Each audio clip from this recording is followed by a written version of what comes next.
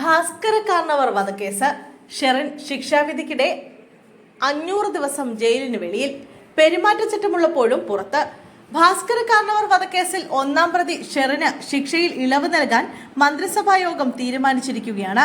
14 വർഷം തടവ് പൂർത്തീകരിച്ച സാഹചര്യത്തിലും സ്ത്രീയെന്ന പരിഗണന നൽകണമെന്ന് ഷെറിൻ സമർപ്പിച്ച അപേക്ഷയും പരിഗണിച്ചാണ് ശിക്ഷയിൽ ഇളവ് ചെയ്ത് ജയിൽ മോചനത്തിന് മന്ത്രിസഭാ യോഗം അനുമതി നൽകിയത്. തന്റെ മകൻ പുറത്തുണ്ടെന്നും അപേക്ഷയിൽ ഷെറിൻ സൂചിപ്പിച്ചിരുന്നു.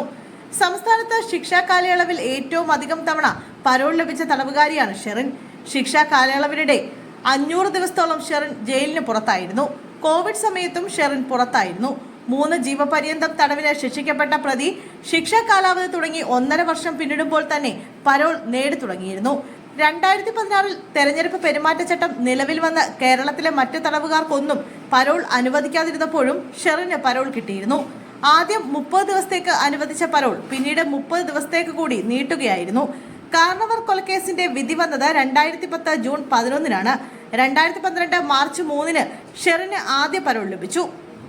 തിരുവനന്തപുരം ജയിലിൽ വെച്ച് മാത്രം 8 തവണ പരോൾ ലഭിച്ചു. ഇതിൽ 2 എണ്ണം അടിയന്തര പരോളായിരുന്നു. ആദ്യം പൂജപ്പുര സെൻട്രൽ ജയിലിലായിരുന്നു ഷെറിൻ. പിന്നീട് നെയ്യാറ്റിൻകര വനിതാ ജയിലിലായിരുന്നു.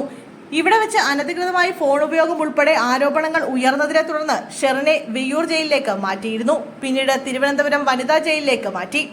ഭാസ്കര കാർണവരെ മകന്റെ ഭാര്യയായ ഷെറിൻ 2009 നവംബറിലാണ് കൊലപ്പെടുത്തിയത്. ഷെറിനെ വിട്ടയക്കാനുള്ള സർക്കാർ തീരുമാനം പുനഃപരിശോധിക്കണമെന്ന് BJP ആലപ്പുഴ സൗത്ത് ജില്ലാ അധ്യക്ഷൻ സന്ദീപ് വചസ്പതി ആവശ്യപ്പെട്ടു. 14 വർഷം തടവ് ശിക്ഷ ലഭിച്ച മറ്റ് സ്ത്രീ കുറ്റവാളികൾക്ക് ഇല്ലാത്ത എന്ത് അവകാശമാണ് ഷെറിന് മാത്രമായി ഉള്ളതെന്ന് സർക്കാർ വ്യക്തമാക്കണം. ശിക്ഷാ കാലയളവിൽ ജയിലിൽ നിരവധി തവണ അച്ചടക്ക ലംഘനം നടത്തി ജയിൽ അധികൃതർക്ക് തലവേദനയായി മാറിയ കുറ്റവാളിയാണ് ഷെറിൻ.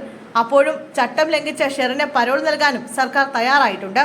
ആഭ്യന്തര വകുപ്പിലെ ഏത് ഉന്നതനാണ് ഷെറിന്റെ കാര്യത്തിൽ ഇത്രയും ജാഗ്രതയുള്ളതെന്നറിയാൻ പൊതുസമൂഹത്തിന് താല്പര്യമുണ്ടെന്ന് സന്ദീപ് പറഞ്ഞു. കൊടും ക്രിമിനലുകൾ നാട്ടിൽ സ്വൈരവിഹാരം നടത്തുമ്പോൾ മന്ത്രിസഭ ക്രിമിനലുകളെ തുറന്നുവിടാൻ കാണിക്കുന്ന വ്യഗ്രത നാടിനോടുള്ള വെല്ലുവിളിയാണെന്നും സന്ദീപ് വചസ്പതി പ്രസ്താവനയിൽ പറഞ്ഞു.